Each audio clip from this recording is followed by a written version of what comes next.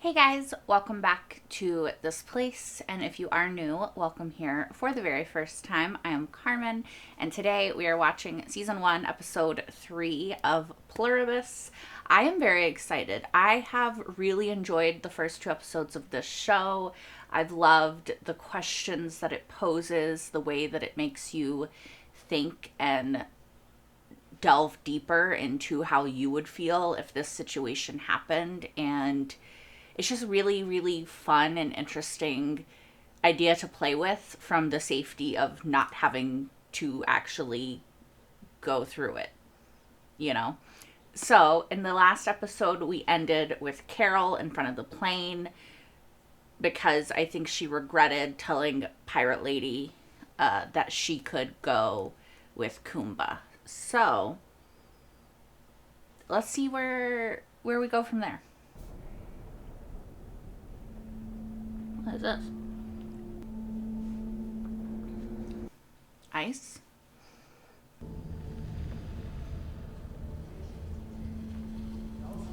2617. Okay. So 2,617 days before. We use over 300 tons of ice to create the hotel. And guests are surprised to know how much snow. Over 10,000 tons. I would be scared it would fall. It's truly once in a lifetime. And here we have your room. Okay. The Koi Suite. I don't think I would want to stay if it was like super cold. Wow. Oh, Oh, it's brisk. Helen. And Carol? About 3 degrees below zero. Not too cold. It's quite invigorating once you get used to it. 3 degrees below zero. I'm too cold. That's very good. The bed is on ice? The bed is made of ice? Yes, isn't that charming? And I highly recommend trying our complimentary house brandy. The bed is made of It is ice. distilled locally. Ice. Helen, we are sleeping on an ice bed. I could have saved that 100 grand and frozen my eggs right here. Oh. As I'm sure you've noticed, the sky is quite wonderful this time of year. Oh, is it like glass on top or whatever? This is amazing. How did I not realize that the bed would be made of ice? Doesn't it feel kind of nice? I mean, my skin feels so awake. Oh my god, seriously? Who knew? Hell is in Norway. Val should have numbers by now. Oh, I already talked about the airport. Come over here. Get under these blankets. There's You talked to Val? What'd she say? It's on the list. Congratulations. Good. Great. Yeah. Now come over here. Have some brandy. It's so good. Where on the list? Oh, God, stop it. It's a bestseller. I know. I'm just curious where. Top 20. I think that's fair. Where in the top 20? Like closer to 11 or closer to 20? You're impossible. I think it's fair to ask, to be fair. That is amazing. Oh, God, I always wanted to see it. That is pretty incredible.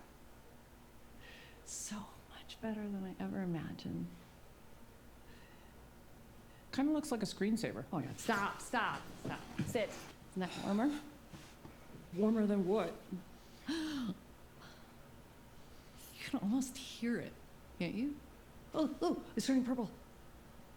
Oh, look at that. Guess what? Sitting What? on a block of ice makes you feel like you have to pee. Okay, so pee. Yeah, but is the toilet gonna be made out of ice? What if I stick Pee to or it? don't pee, but shh. I feel like I could see the Aurora Borealis in a slightly warmer location, honestly. Like, I don't know that I would be down for this experience either. Who's flying today? Carol, on the flight deck is Captain John McConnell, and also First Officer Tom Deegan. These individuals have a combined 51,619 hours of flight time. That's a lot. That's weirder than the gal from TGI Fridays. You doing this because she freaked me out? That's an affirmative, Carol. Please stop that. You didn't say anything about the guy from, where was it? Paraguay. What about him? His name is Manusos Oviedo. We weren't aware of him for the first 33 hours. So far, he hasn't really communicated with us. Interesting. I want to talk to him. He only speaks Spanish and a bit of Guarani. Do you want us to translate for you? No. I'll manage. Do you speak Spanish? He's been a bit reluctant to get in contact.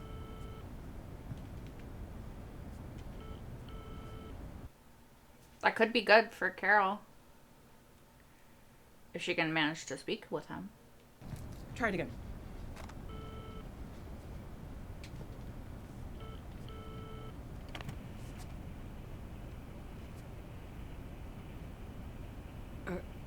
Hola, señor.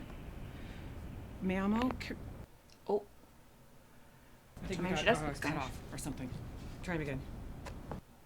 I think he hung up. Hola, yo soy Carol Sturka. Estoy de los United States. Me jodan más. Déjenme en paz, hijo de putas. He thinks that she's one of them. Get him back. I just write the number down so I can just redial it. Chinga tu madre, cabrón! We're sorry, Carol. We don't think it was personal. Well, no, but doesn't that prove that he's also like you want to talk to him, right? We have something for you.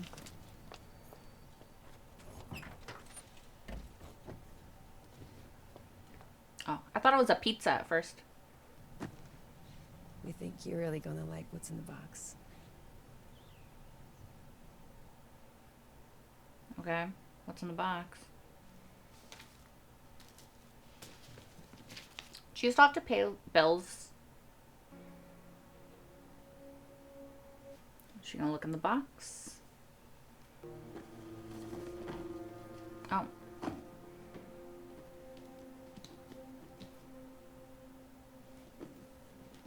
Why would they think that she would love that? Maybe she's been having pain or something. What exactly do you know about what's in this box in my mail? Helen ordered it for you. Oh. You tried one in the Atlanta airport, but you said it was too expensive, so Helen bought one online. Okay, here's what's gonna happen. You're gonna forget everything you know about Helen. Every memory, every thought she ever had. Carol, we apologize if Never it- mention her again. Never think about her again. Only I get to remember her. You got that? Only me. I think that's a valid tiny crash out, you know.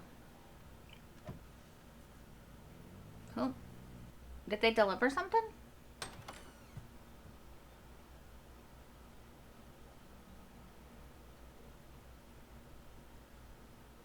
What is it? Is there food under there?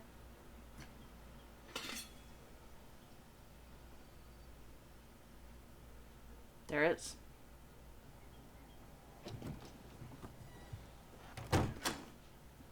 exact meal you had at that B&B you stayed at in Provincetown. 2012, the sorghum flour So and the you pancakes. took it upon yourself to make me breakfast? Well, we knew your fridge was pretty bare. Oh. At all. I told you Helen was off limits. Yes, of course, Carol. So how do you know what is in my fridge?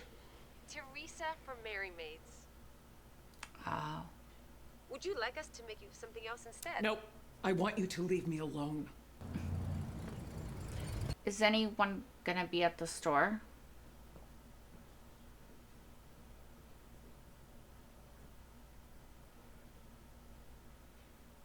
Why is there nothing at the store? The fuck? It is weird. Where did they put it? Hello, What happened to my Carol. sprouts? Are you the Grinch who steals supermarkets? So sorry. We're consolidating resources. It's just more efficient. Fine. Is there something specific you need? We can deliver to you anytime, anywhere. I am not going to call you every time I need something. I don't want you waiting on me. I just want my sprouts back. Absolutely. Will do. Okay. Can we say Friday, maybe? I just need a rough estimate of when I should come back. We'll be there in a moment. A moment?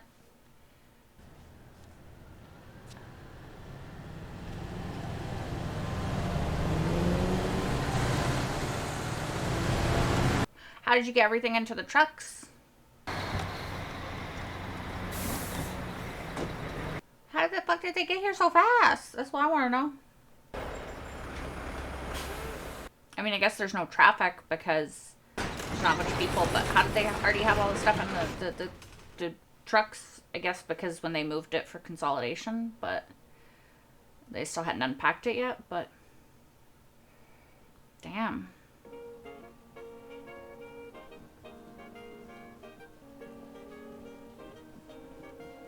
Very strange, very strange. Carol, may we sneak past you here? To be fair, I feel quite certain you could walk around her, but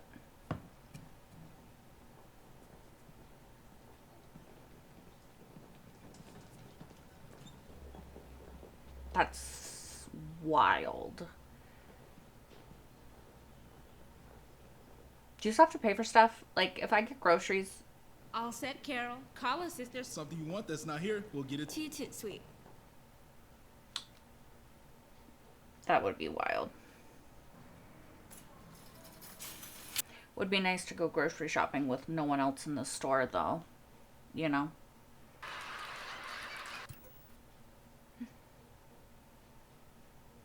Damn it. Can they turn her power back on? Or can she even call them if the power's off?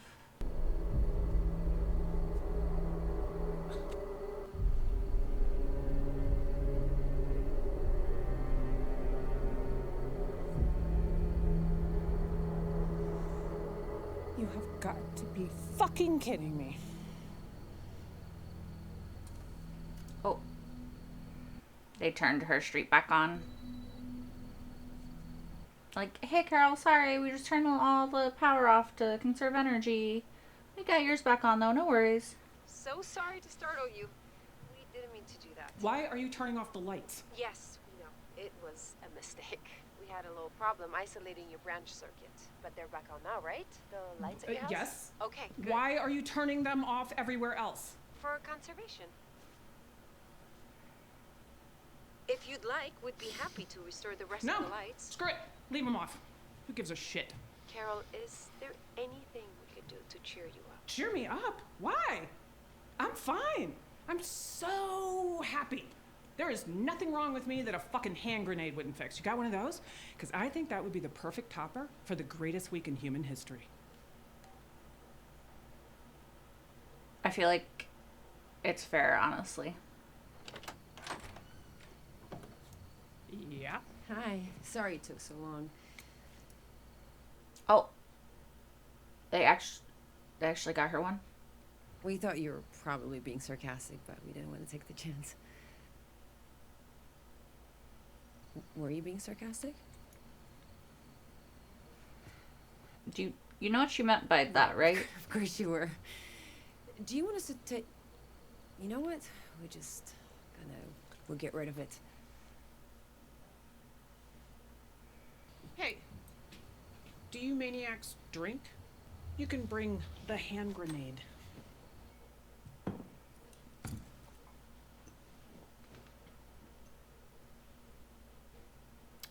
That's a crazy shot. You know the word vodka is a diminutive of voda, meaning water?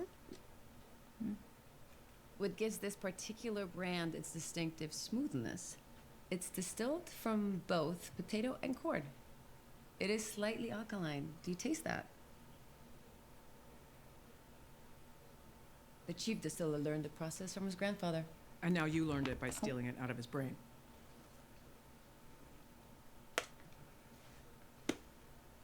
How long do I have left before you turn me into a worker bee?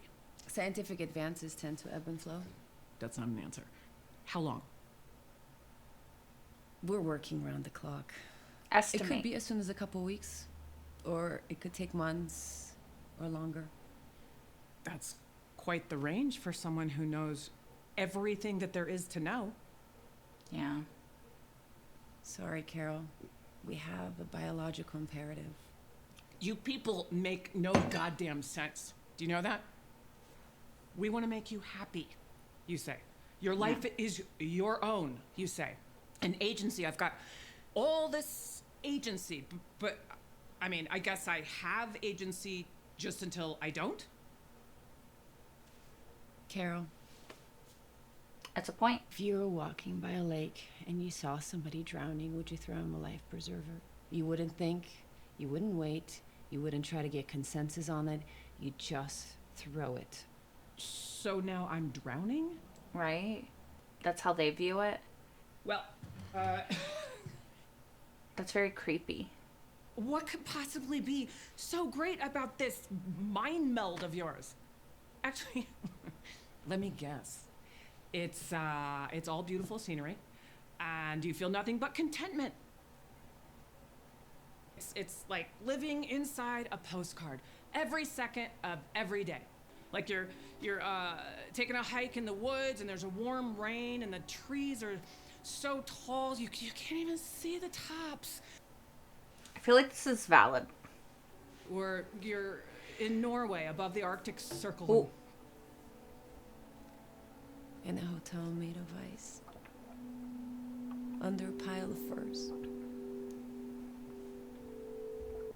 You're not supposed to use Helen's memories. I told you that Helen was off limits.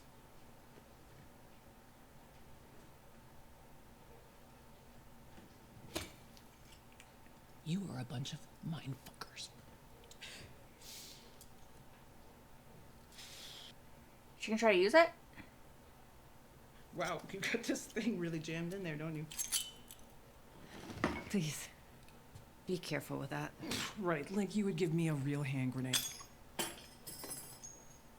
Carol, if we may.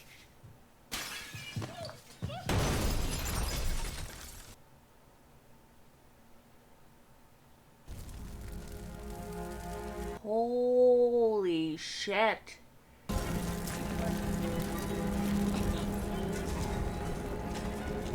That escalated so quickly. I was not expecting that. You gave me. Is she okay?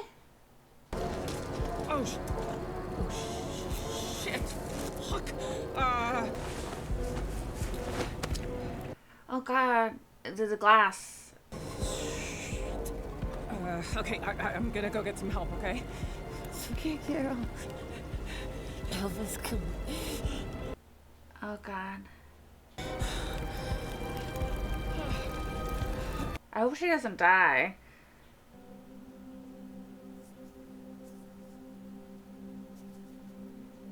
They have some really, interesting shots in this show so far. Like, extreme close-ups, interesting choice of focus. Like, the cinematography is very... I like it. I like it. We're happy to say Zosier's doing much better. Okay. Can we get you a fresh change of clothes?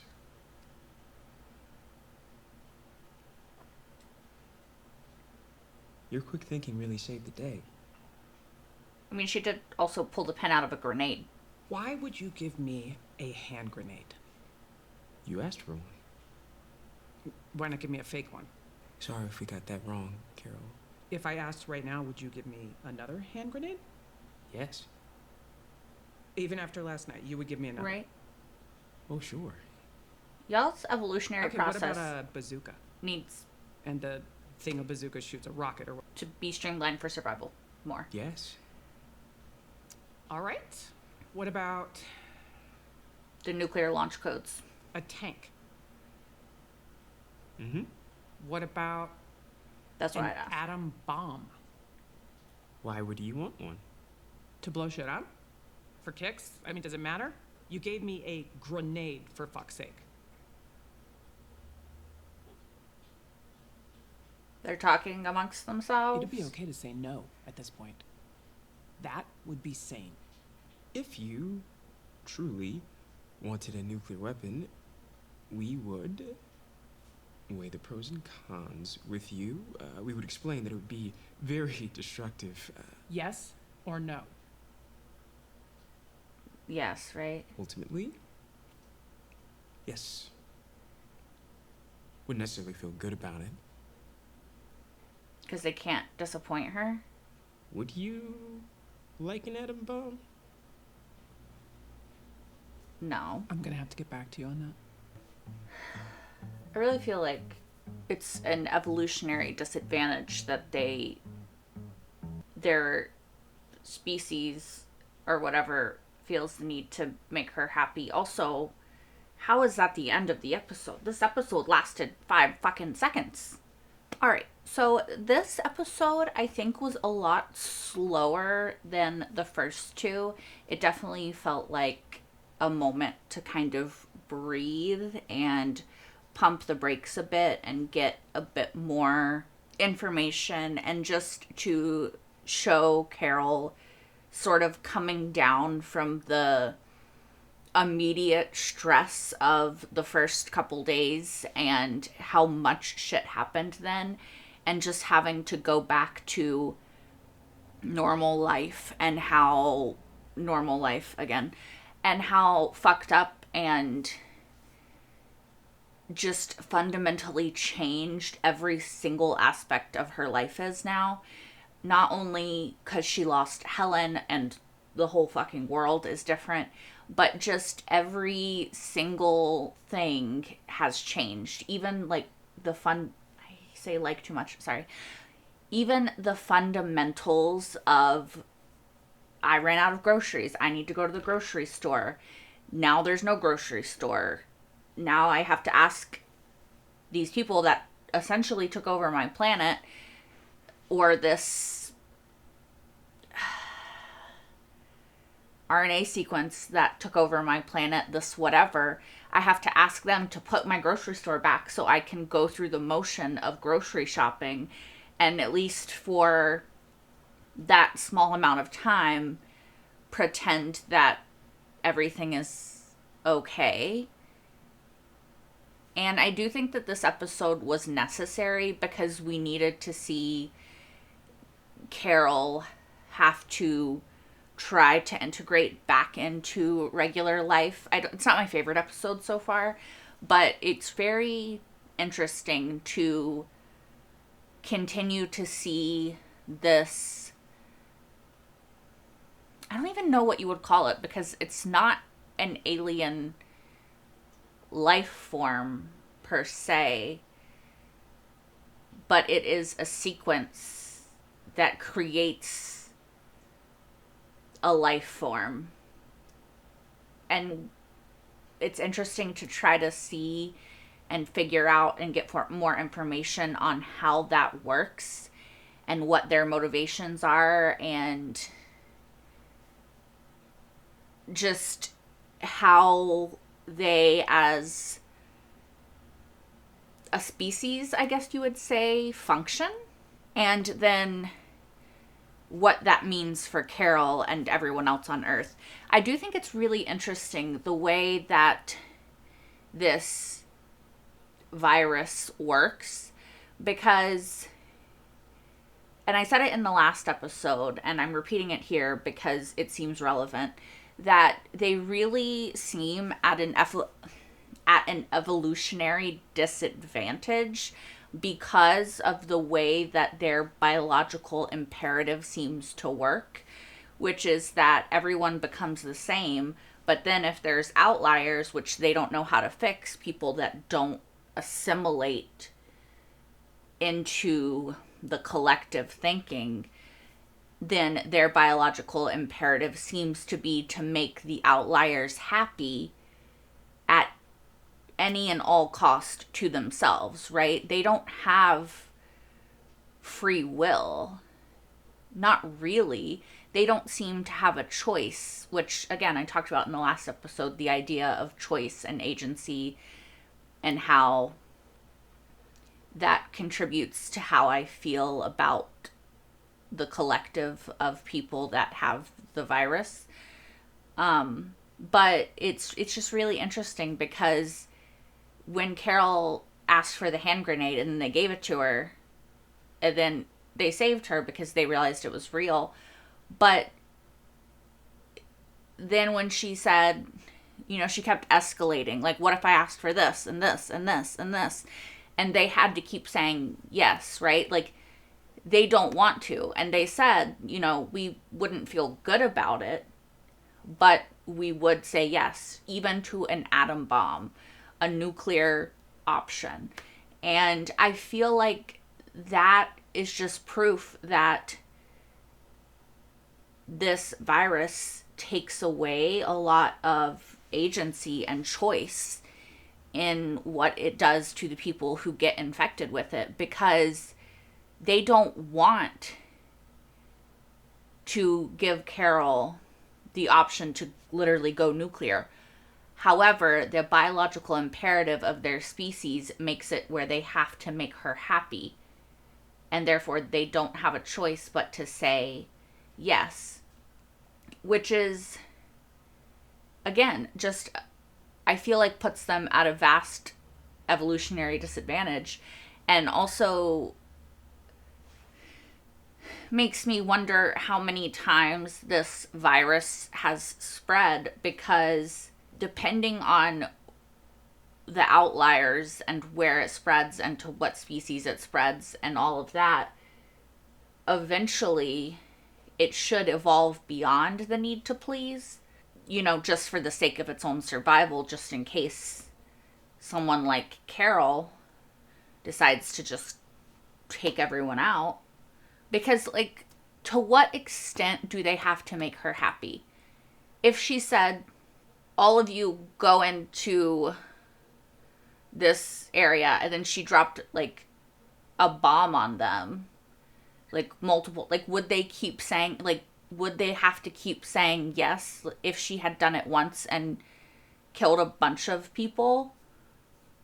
Like, to what, I guess I'm curious as to what parameters does this biological imperative have? At what point is the imperative to survive going to be stronger than the imperative to make someone else happy? I don't know. I just think it's an interesting question to ask and an interesting thing that they're posing to us. I also think that Carol needs to try to talk to the guy from Paraguay again, because he seems to also be the only one of the 13, aside from her, that thinks that this is an issue and that seems to be resisting control or assimilation with the people who, the we, you know. It's actually really confusing because I genuinely, has the fandom developed a word for the collective of people that were taken over by the virus? Because I would like to be able to say it more succinctly than the way that I've been saying it, because they're not an alien life form, not really. So it's hard to know exactly what to refer to them as. So if the fandom has coined a term, would love to know. I also thought it was really interesting to see the flashback with Carol and Helen in Norway, and I don't know if it's bad that I relate to Carol in that situation, because they are painting Carol as this person who perpetually kind of wants to be unhappy and doesn't embrace these moments of joy and these chances to just be happy. However, I feel like wanting to know where your book landed on the bestseller list is a valid thing. And I also feel like, as someone who gets cold very easily, having the experience of sleeping on a bed of ice does not sound fun to me, you know? And maybe that's bad on me. I don't know. But I feel like maybe I should be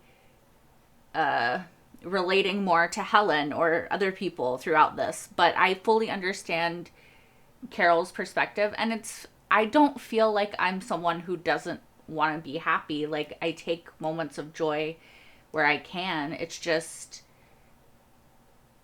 I don't know. I feel like Carol's reaction to a lot of things is very valid, and it's the fact that they're painting her as someone who wants to be unhappy is making me be like questioning about myself, I guess. I don't know. I think that it would be beautiful to see the Aurora Borealis. Don't get me wrong. It's a bucket list thing for me as well. I just don't know if I want to do it in an ice hotel. Like, I'm pretty sure he said -3 degrees. Or 3 degrees below zero. That's cold. That's fucking cold. I am glad that Zausha is okay, but it does make me think that I'm also kind of falling for the fact that, like, I'm individualizing the collective. Because I care about Zausha as, like, a character, even though I don't actually know who she is as an individual or who she was before all of this happened. But I care about her and I don't want her to die. And so I feel like the fact that I feel like the show is individualizing Zausha in order to show us that it would be hard not to care about this individual person, even though there is a question about whether or not they are an individual person anymore, if that makes sense. Also, I do want to talk very briefly, because I do feel like I'm starting to ramble, but I want to talk about the comment that Zausha made about Carol drowning but not knowing it, and their biological imperative to make her like them, from their perspective, is that they're throwing her a life preserver because she's drowning. And I wonder if that has to do with the perception of her unhappiness. Because their species, whatever, seems to also think that unhappiness is really, really bad. And so the collective, like, their goal is to make her happy, which is why they can't say no, which is why in the last episode she couldn't say no to Kumba, because biologically they feel like they have to make people happy. So even if they don't want to, they have to say yes to what these people want, because that's just how they work as a people, or as a species.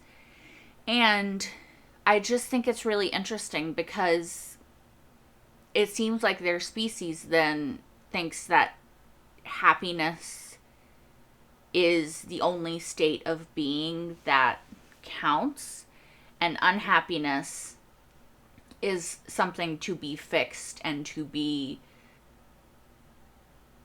I don't know,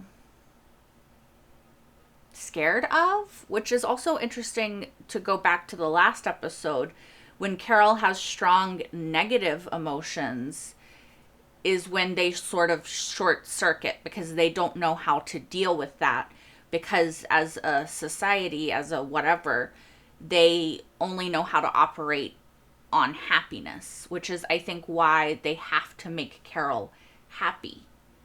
And I think that there's something really interesting about that, and I wonder if there is this idea that the show is presenting us with, because I think that by and large, as a society, we humans, like the regular different varied versions of us, sort of feel the same way.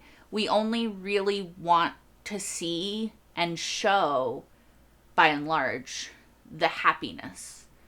It's why Instagram and TikTok and all of these things, by and large, are a highlight reel of the happy moments.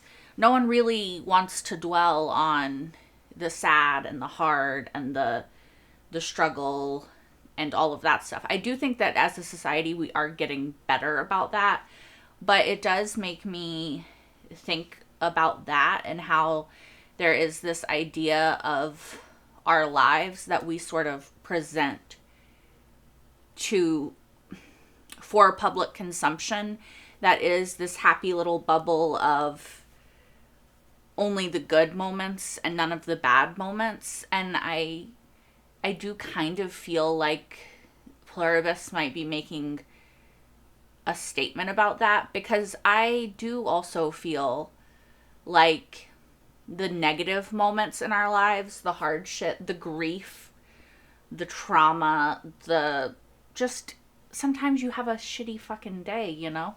And that's fine.